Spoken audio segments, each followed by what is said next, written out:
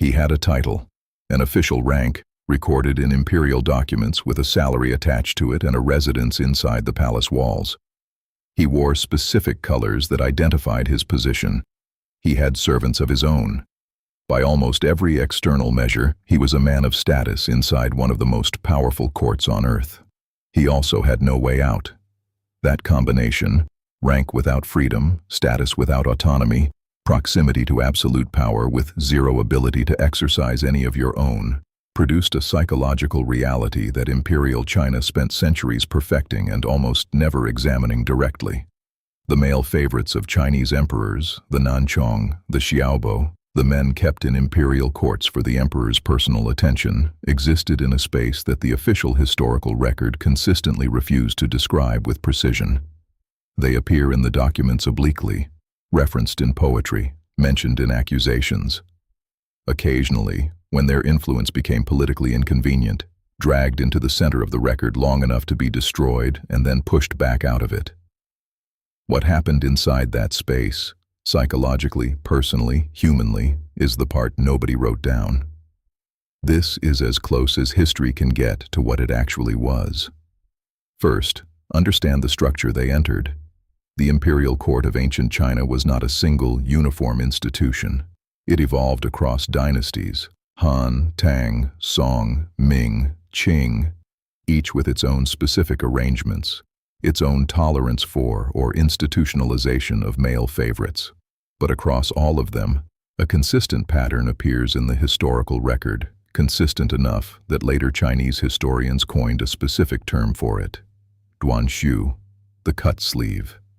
The term comes from a story about Emperor Ai of Han, who, rather than wake his sleeping favorite Dongxian, cut off his own sleeve. The story is almost certainly apocryphal, but it became the standard literary shorthand for imperial male favoritism precisely because it captured something true about the dynamic, a power so absolute that even its own comfort became a form of devotion. The men who entered this system arrived through several routes. Some were selected through the same processes that identified talent for the broader imperial bureaucracy, educated young men whose intelligence or artistic ability brought them to court attention. Some were presented as gifts by provincial officials seeking imperial favor. Some simply caught the emperor's eye during court ceremonies. The routes varied. What they arrived into did not. A male favorite inside the imperial court occupied a position that had no clean institutional definition and therefore no institutional protection. The female concubine system was elaborately codified: ranks, rituals, legal rights, pathways to elevation if you bore a son. The male equivalent had none of this scaffolding. A man favored by an emperor existed entirely at the emperor's personal discretion. His rank was a reflection of imperial mood, not imperial law. His residence in the palace was a function of continued favor, not entitlement. And imperial mood, as every person who had ever spent significant time near absolute power understood, was the most unstable foundation in the known world. This is where the psychology begins. The first adaptation every man in this position made was the same one Franz Schmidt made in Nuremberg 4,000 miles away and 1,000 years later. The conversion of an externally imposed role into something internally bearable through the construction of meaning around it. For Schmidt, that meaning came through craft and documentation. For men inside the Chinese imperial court, the available frameworks were different, but the psychological function was identical. The Confucian framework that structured all of Chinese elite society provided one option: loyalty to the emperor as the highest expression of virtue, the relationship between ruler and favored subject as a version of the parent-child bond that sat at the center of Confucian ethics. A man could understand himself not as a kept favorite, but as a devoted servant whose closeness to the emperor was a form of filial dedication. The intimacy became, reframed through this lens, a kind of honor. This reframing was not simply self-deception, though it contained elements of that. It was a survival mechanism sophisticated enough to have produced some of the most genuinely influential figures in Chinese imperial history. Dongxian, whose sleeping form inspired the cut-sleeve story, rose to become Grand Marshal under Emperor Ai. the highest military position in the Han Empire. His influence over policy was real and documented. The psychological move that allowed him to function, understanding himself as a loyal servant whose personal relationship with the emperor translated into legitimate governance, was not entirely wrong. The relationship did translate into power, real power. The problem was what happened when the emperor died.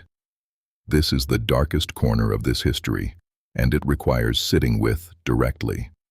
Male favorites in the Chinese imperial court had no structural position that survived the emperor who created it. When Emperor Ai died in 1 BC, Dongxian was 23 years old. He had spent years inside the most powerful court in the world, had accumulated titles and influence and a level of imperial intimacy that no other person alive could claim. He had built an entire identity around his relationship with one man. That man was gone. And the new emperor, or more precisely the regent who wielded power in the new emperor's name, had no use for Dongxian and considerable political motivation to destroy him. Dongxian was stripped of his titles within hours of Emperor Ai's death.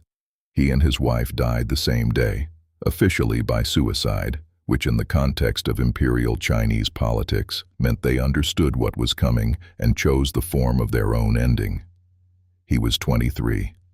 The psychological reality of living inside a system where your entire identity, your safety, your position, and your life were dependent on the continued existence and continued favor of one person, and where the loss of that person meant the instantaneous collapse of everything, produced a specific kind of psychological adaptation that historians of the court have identified across multiple dynasties. It looks, from the outside, like extreme attachment, intense loyalty that could shade into what modern psychology might recognize as anxious enmeshment. The favorite who monitored the emperor's mood with extraordinary precision, who became expert at anticipating needs before they were expressed, who learned to read micro-shifts in imperial affect the way a sailor reads weather. This was not simply sycophancy, though observers hostile to these men consistently described it that way. It was survival intelligence applied to an environment where the signals were subtle and the consequences of misreading them were catastrophic. The men who lasted longest in these positions were not the most beautiful or the most entertaining. They were the most psychologically perceptive. The ones who understood that their continued existence depended on a form of emotional labor so constant and so precise that it eventually became indistinguishable from their actual personality. Zhang Rang understood this better than almost anyone in Chinese history. He was one of the 10 attendants, a group of eunuch officials who dominated the court of Emperor Ling of Han in the late 2nd century CE. Zhang Rang's position was technically that of a court eunuch, rather than a male favorite in the strict sense, but the psychological dynamics were functionally identical. Absolute dependence on imperial favor, identity constructed entirely around proximity to power, and a survival intelligence so developed it had become something close to an art form. Emperor Ling called Zhang Rang his foster father.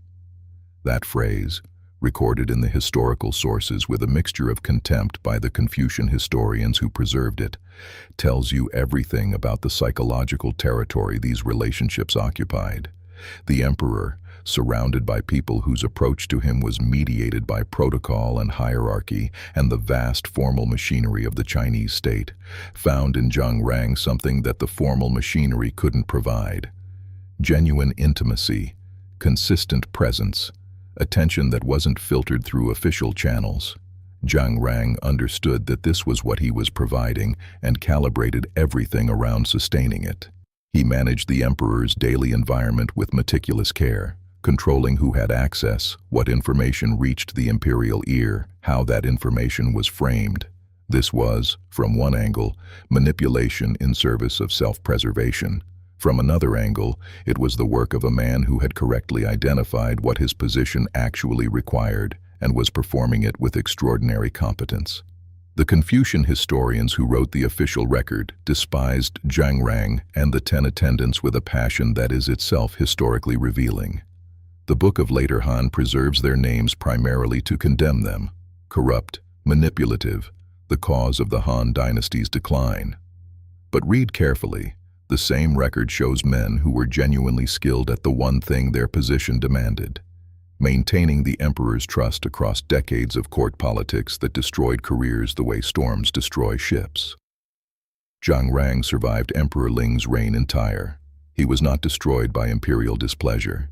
He was destroyed by a coup, by soldiers, by the violent collapse of the dynasty itself in 189 CE.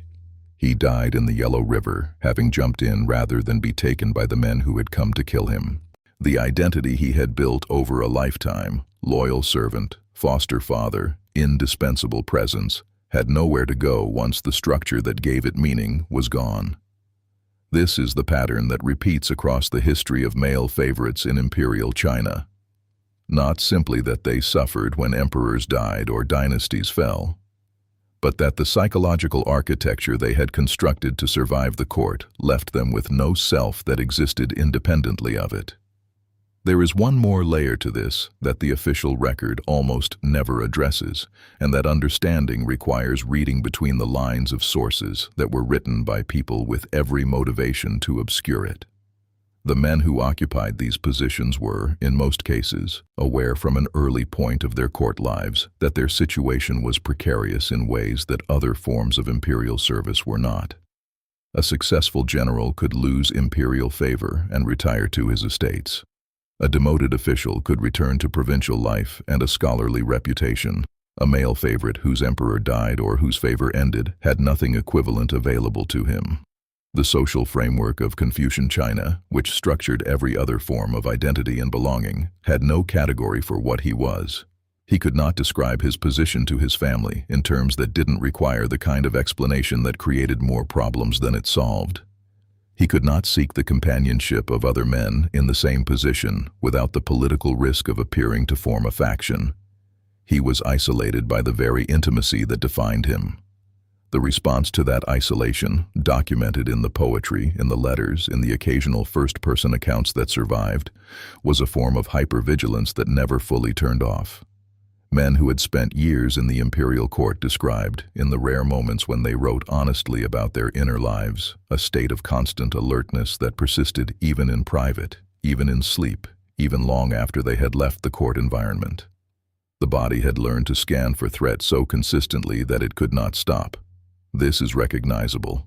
Modern trauma research documents identical patterns in people who have spent extended periods in environments of unpredictable power. The nervous system adapts to the environment it lives in, and an environment where survival depends on reading another person's mood with perfect accuracy, where a single misread signal can end everything, is an environment that leaves marks. The imperial court of ancient China was one of the most sophisticated human environments ever constructed. It produced art, philosophy, governance, and literature that shaped a civilization for 3,000 years.